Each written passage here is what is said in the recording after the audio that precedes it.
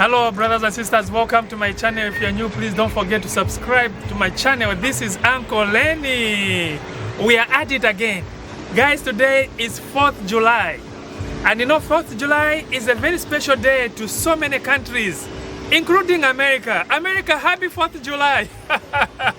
But you know what? Today, it's Ghana independence.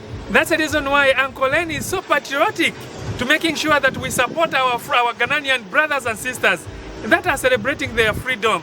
That's the reason why we are up here today. I don't know what you are doing, but as for me, we are in Monroeville. So let me take you along, guys. You see how our friends are bringing it down today as they are celebrating their independence. Let's go, cameraman.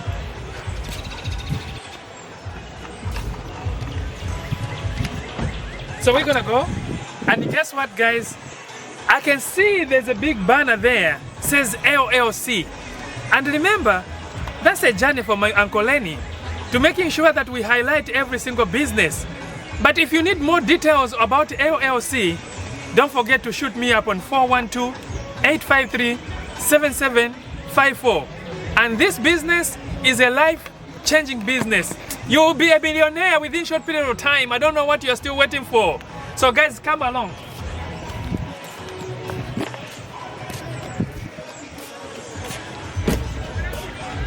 So today, you can see guys, that most of our brothers and sisters, they're dressing up, celebrating their independence. So let's go. Let's check it out.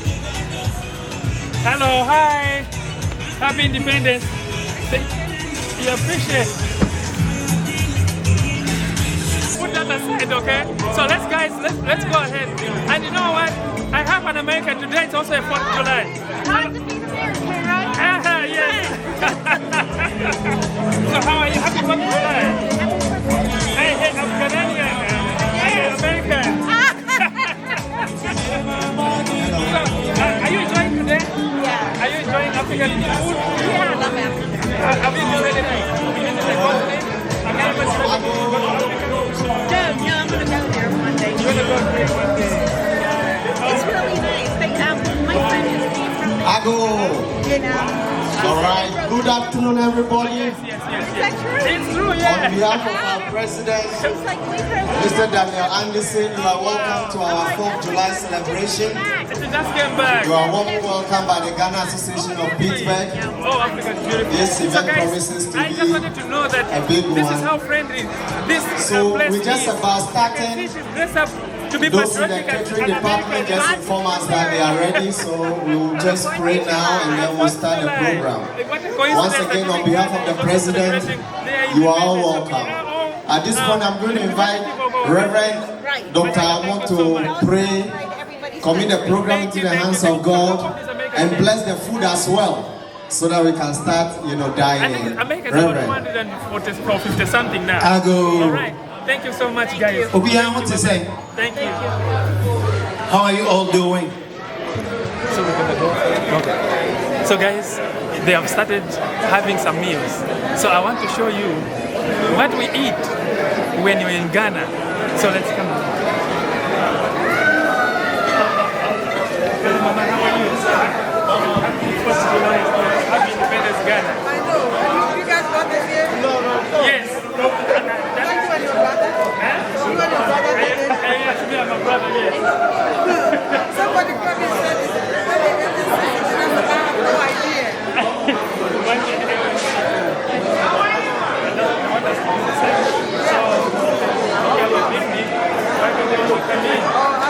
Alright, so we got to make sure that yours is still coming in and go. Yes, I get that. You get the point, right? Thank you so much, Mama. So guys, this is the food. I'm just showing you the kind of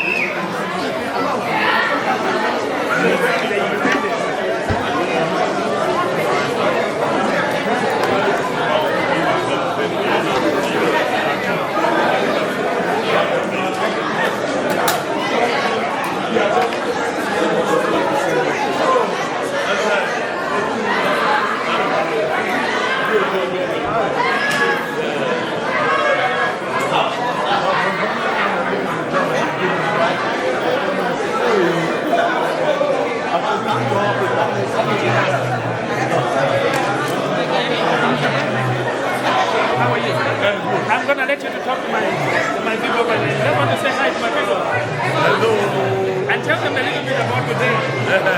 My day is beautiful. 4th of July. I got Bama. I got his mom. We are having fun. We're cooking out. We're giving free food, free drink. So you see, wine, everything you want is free. So guys, this is the Canadian president who says there's free food. I don't know what you're doing. You're supposed to be part of the parcel with your brothers and sisters celebrating.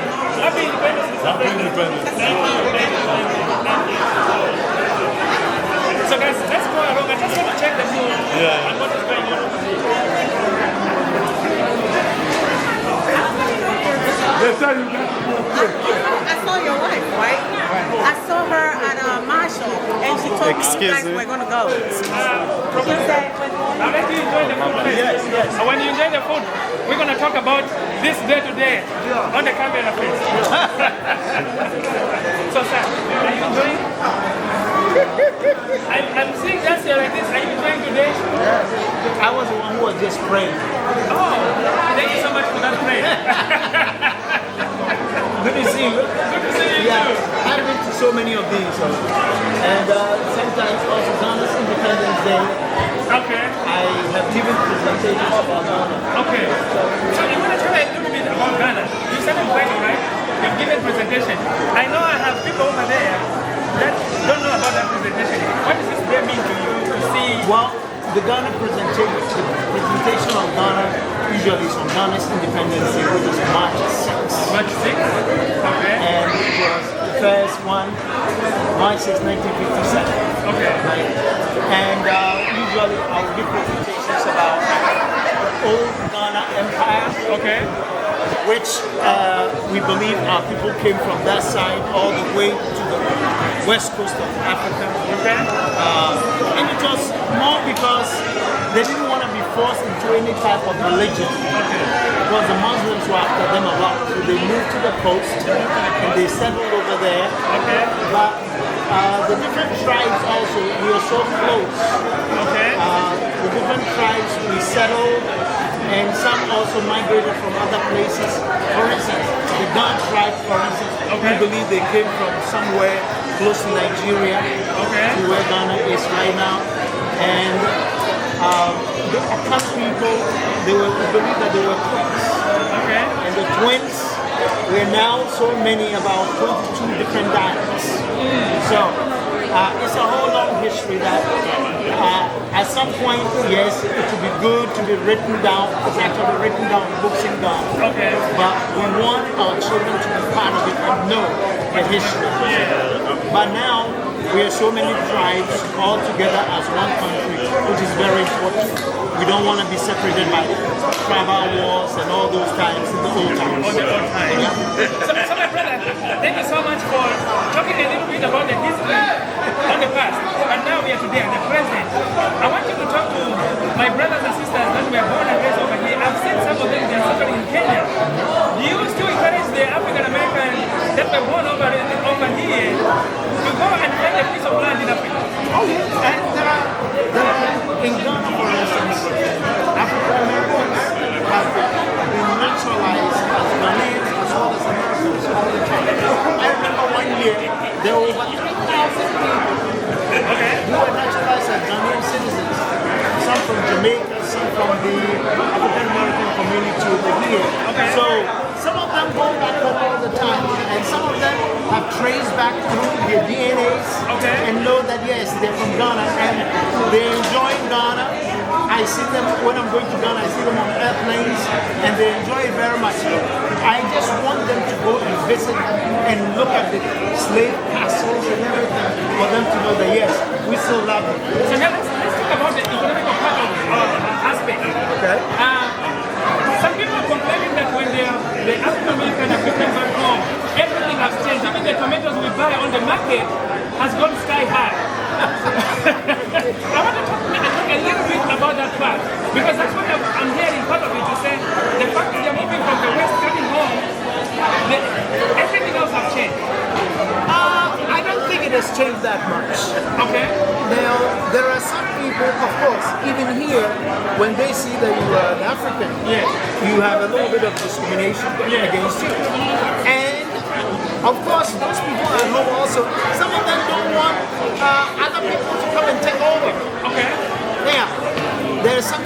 the Fanti Confederation. Okay. The Fanti Confederation, when the white man came to the west coast of Africa to buy land and all of that, they said, no, we're not selling the land to the foreigners. And they became one, so that it was all the way to South Africa, where the Zulus were selling land to the white ones. Okay. And now you look at South Africa, there's a problem there. Yeah. But the French Confederation didn't allow the foreigners to come and own the land. And that's why we say about land here. Now, How are you? but the whole situation is this. The whole situation is this. It is not a perfect situation. But I would encourage African Americans to visit the Ghanaians and the Nigerians and the Kenyans and all those people in Africa. It's a very beautiful. Go back to your roots. Go back to the roots. And see what we have. And I mean, I have a dual citizenship. I'm a Ghanaian, I'm also an American, I'm a naturalized citizen, but I have a dual citizenship. You know, I go there without looking for a visa. I'm already a citizen, and I enjoy 4th of July as well as I enjoy March 6th. And if you know the history of Ghana, our first president, Dr. Kwame Nkrumah, he mobilized 19 Africans.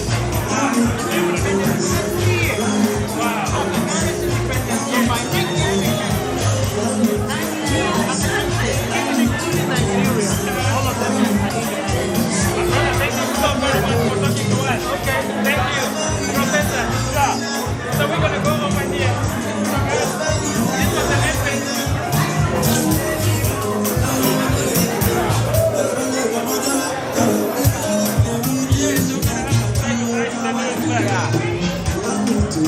Alright. Yeah, the other side. Yeah. Hey, hi, how are you?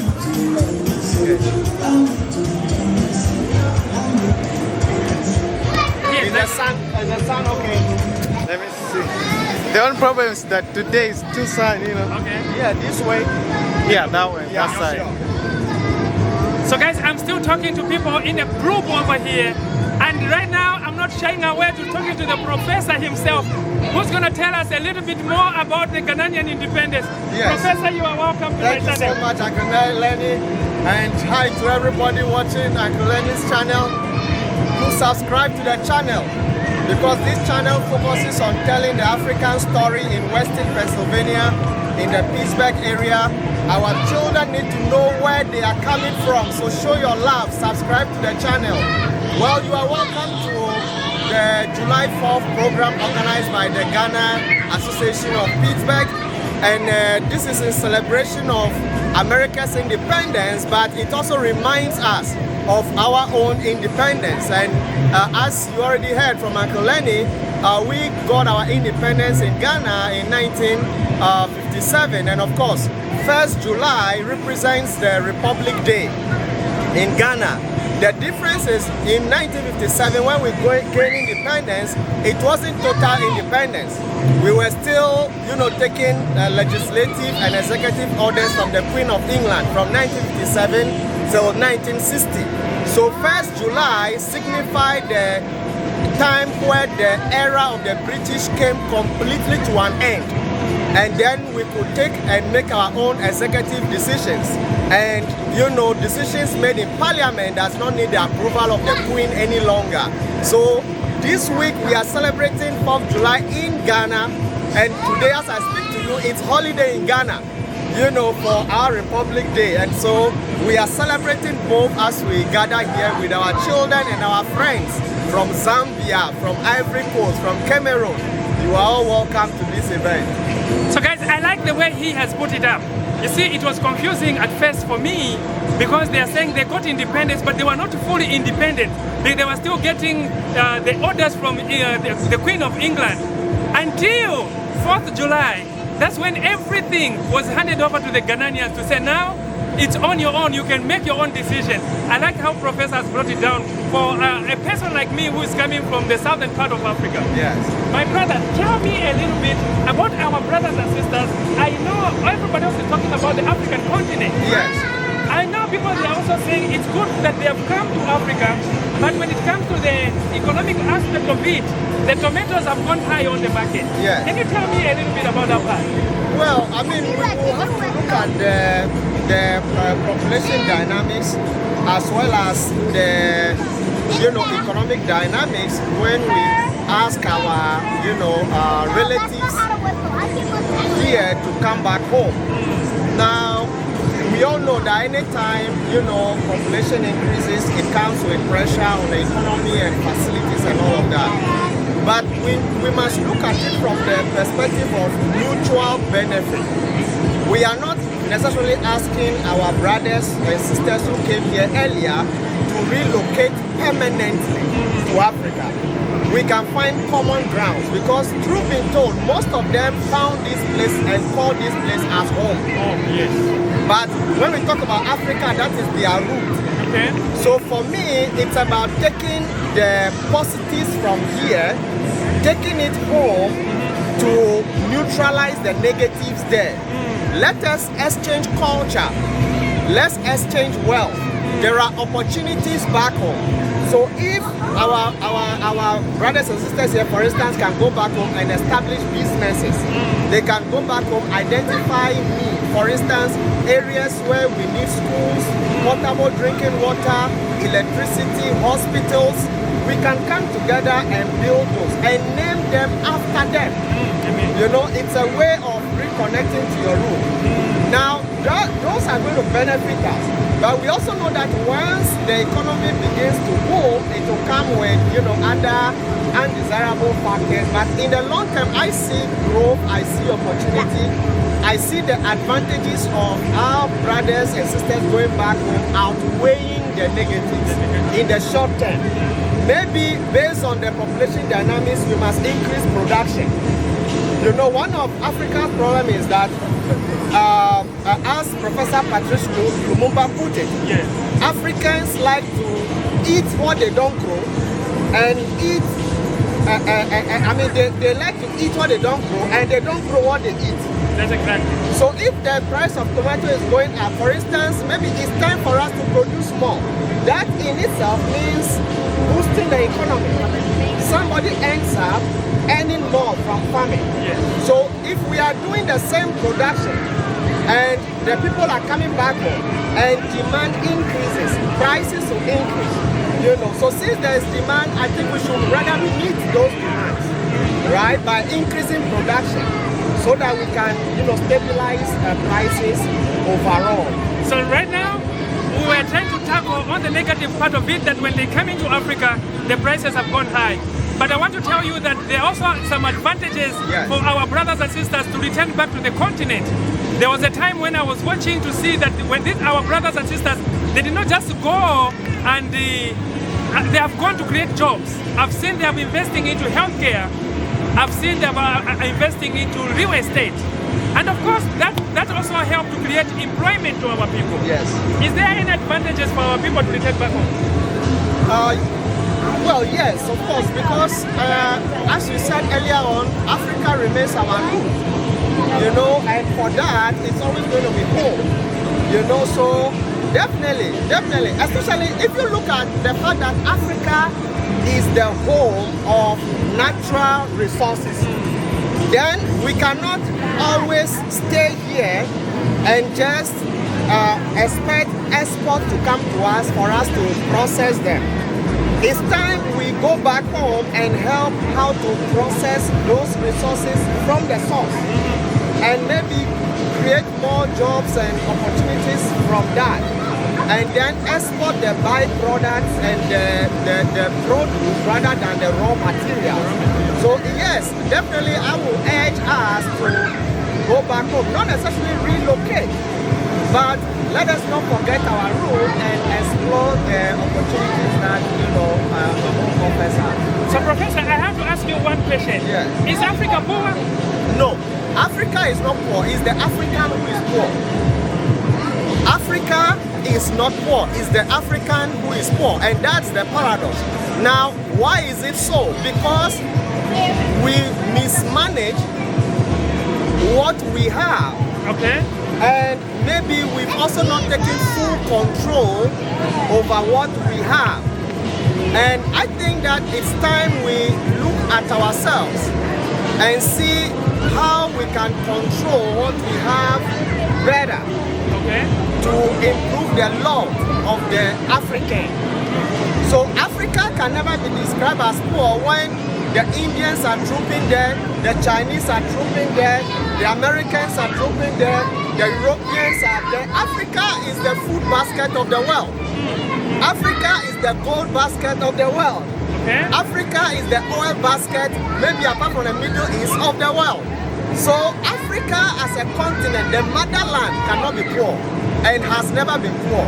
It is the African, the sons and the daughters of the soil, who are poor as a result of we not taking control over what we have. Professor, I like the way you are putting it up, because you see, it's amazing or it's surprising to know that Africa is still perceived as one of the poorest continents in the eyes of the earth. And yet Africa has so much natural resources. What is it that we can do to change that perspective? Is it a mindset? If you have to change one thing, what is it that we can change about Africa? Two things actually. First of all, we need to revisit our history, and we need to tell our story from the eyes of the learned African. Because you see, I've noticed that even among my circle of friends who are Asians, Americans, Europeans, whenever they go to Africa, they want to go again. They want to go again? Yes. They've gone to Africa once, they want to go again. I just met one of my students' father, who is a pilot for Delta Airlines. Yes. And I told him I'm from Ghana. He put his two hands on his head. He said, I went to Ghana flying a commercial jet, Delta from JFK to Ghana. He said, when we went to Ghana, we were treated like kings. And the hotel they stayed in, the food they were served, they were treated like kings. And for the price they paid for being treated as kings, he is wondering why anybody is living anywhere else in the world other than Africa. Wow. So you see, that is the kind of stories that we need to tell. So we need to start telling our story from the lens and the eyes of the African. That we don't live on trees. We don't use bathrooms in the open. You know, and stuff like that. You know, the African has a rich history that has been buried. And a group of people who don't know their history will likely don't know where they are going, because you don't know where you are coming from. So our history has been Europeanized. You know, our history has been Americanized. And unfortunately, what we are being told that the modern African knows about is colonialism. But prior to colonialism, Africans have been free. There were kingdoms and empires in Africa. And if we can go back in history and understand our strengths and where we are coming from, we will see that it will boost our morale and image going forward. So brothers and sisters, these are the stories that we need to tell about our own African continent. We cannot wait for the people to come out from the West. And the only thing that touches me most about what Professor was saying is that a guy who came from Asia was holding his head up to say, why should anyone else leave the continent instead of being in Africa? And Professor, I want you to tell me a little bit. What is it that the government can do to help, I mean, the mass immigration of the people that are dying in the Mediterranean Sea? Is it in the corporation of the government not coming together to create jobs or what? Because you see, yes, this is very hard. People don't want to talk about these issues. Yes. But people have to start speaking up. Yes. If we're going to talk about making the African that we want to live, yes, we need to tackle the actual problem. Yes. What are the major causes for the people to be running away from the continent? Some of them, they are dying in the Mediterranean Sea. Yes, of course. So we know that economic conditions remain a major driver of our people from the continent. But you see, it also brings us to that point to understand what is Africa's strength right now in the fourth industrial revolution, which is where we are now. Let us agree that the past is in the past. The past is the past. And let's say, okay, right now and going forward, what is Africa's strength? Unfortunately, we still think that Africa's strength is in natural resources, most of which are not renewable. But that is not Africa's current strength. Africa's current strength is the demographic, the population. Yes. When you take all the continents right now, Africa boasts of the energetic, youthful demographic. Countries like India have played on their demographic. Correct. Countries like China played on their demographic. Yes. Africa needs to start looking at the demographic. Okay.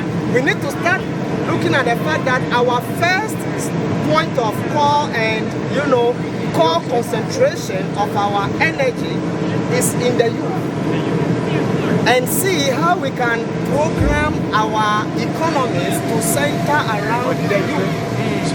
And see how we can take advantage of the labor market, take advantage of the production system. If we don't play along these lines, the energetic youth will leave the continent looking at regions and continents and countries where they can put their energy to work. Because the African naturally, from history, is noted for being strong and hardworking. Yes. So you cannot tame a hardworking African. So a youth in Africa will dare crossing the Mediterranean than to sit at home doing nothing. Yes. So we need to start looking at how to engage the youth, create jobs, Yes. or point them in directions that will keep them busy productively. Yes. And that can curb the mass exodus of the youth, The youth. Yes. who are leaving the continent. So brothers and sisters, I don't know where you'll be seeing this video from, but you have seen how the professor is bringing it down, that it's about time to tap into that potential of the demographic that is changing in Africa. And of course, if you check around, Africa is growing up, the population is high, so much that we need to make sure that we tap to the mindset of these young ones before they cross the Mediterranean. So thank you so much, Professor, for bringing it down for my people. We'll still continue talking about our continent. It will take the very you and I to bring it at open on the issues that are not being spoken on the TV. Yes. Professor, it was my pleasure. Thank you so much. You're welcome. Thank you.